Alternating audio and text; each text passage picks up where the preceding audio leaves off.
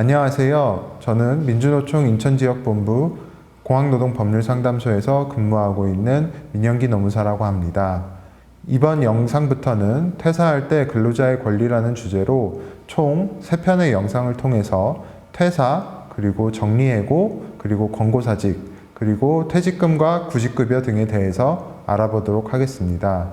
먼저 자진퇴사와 권고사직 등 해고에 대처하는 방법에 대해서 알아보도록 하겠습니다. 자진퇴사는 이름 그대로 자발적으로 퇴사하는 것을 의미합니다. 사직의 의사표시는 사직서와 같은 문서로 해야만 하는 것은 아니고 구두, 문자메시지, 카톡 등으로도 통보할 수 있습니다.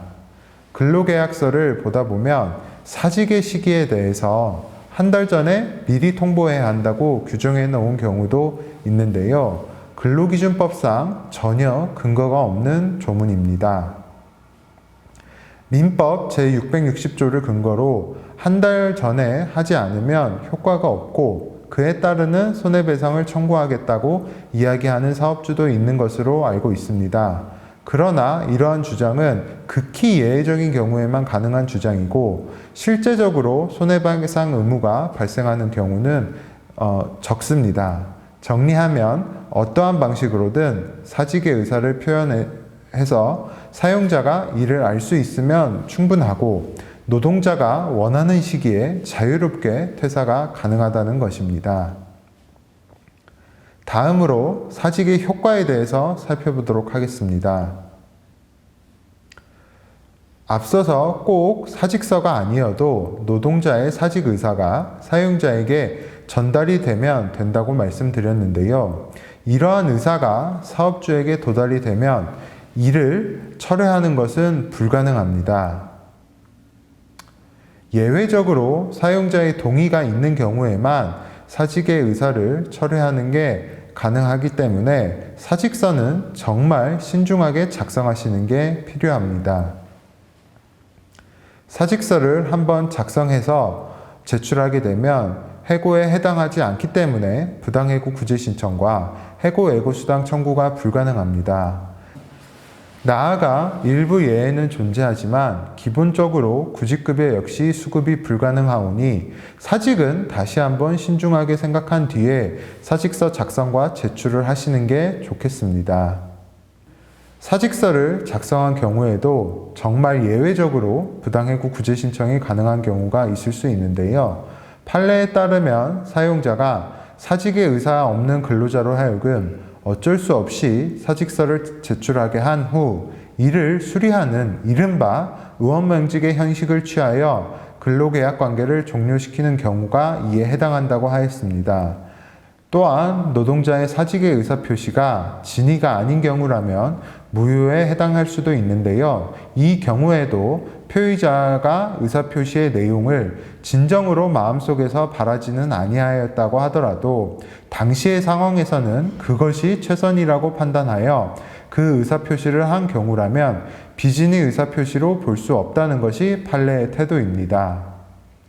예외적으로 구직급여 수급이 가능한 경우에 대해서도 살펴보도록 하겠습니다. 임금체불, 최저임금법 위반, 주 12시간 이상의 연장근로, 휴업수당 미지급의 경우 자진퇴사를 하여도 구직급여 수급이 가능하며 이 경우에는 지난 1년간 2개월 이상 위와 같은 경우가 발생을 하여야 합니다. 다음으로 직장 내 성희롱, 직장 내 괴롭힘이 발생한 경우, 그리고 출퇴근이 왕복 3시간 이상 소요되는 경우, 마지막으로 질병으로 인해 더 이상 근무가 어려운 경우에도 구직급여 수급이 가능합니다. 다만 직장 내 성희롱과 직장 내 괴롭힘은 사전에 고용노동청 진정을 통해 그러한 사실이 실제로 발생하였다는 점을 인정받아야 할 수 있으며 질병으로 인한 자진퇴사의 경우에도 의사의 소견서가 필수적입니다. 권고사직에 대해서도 살펴볼 텐데요. 기본적인 성격은 자진퇴사와 동일하다고 보시면 되겠습니다. 자진퇴사와 차이나는 부분은 구직급여의 수급이 가능하다는 점 정도이고 나머지 부당해고 구제 신청을 못하는 것은 동일하고 공고사직에 응할 생각이 없으시다면 사직서는 최대한 신중하게 작성하시는 게 좋겠습니다. 마지막으로 계약 만료에 대해서 살펴보고 이번 영상은 마치도록 하겠습니다. 계약 만료는 원칙적으로 근로계약 관계의 자동 종료 사유에 해당합니다.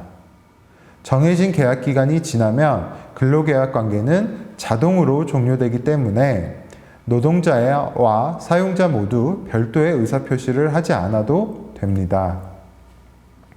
그러나 실무적으로는 근로계약이 만료되기 한 달 전에 계약 기간은 언제까지이고 더 이상 계약 연장이 이루어지지 않을 것이라는 통보가 사용자에 의해서 노동자에게 이루어지는 편입니다.